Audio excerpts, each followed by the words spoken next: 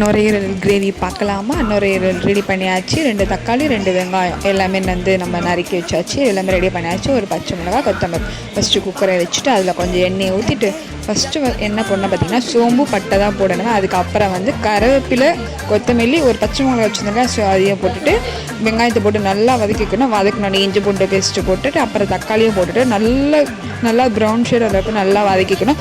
அப்புறமேட்டு என்ன பண்ணணும் பார்த்திங்கன்னா, 2 ஸ்பூன் மஞ்சள்தூள், 2 ஸ்பூன் கரம் மசாலா, 2 ஸ்பூன் மல்லித்தூள், 2 ஸ்பூன் மிளகாய்த்தூள் போட்டு எல்லாமே நல்லா கிரேவி மாதிரி வரணும். ஸோ அது கிரேவி மாதிரி வந்தோடனே நம்ம ரெடி பண்ணி வச்சுருந்த நுரையீரலை வந்து அதில் போட்டுட்டு நல்லா வந்து மிக்ஸ் பண்ணிக்கணும்.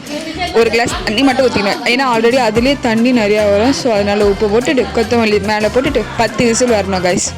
நீங்களே பாருங்கள்.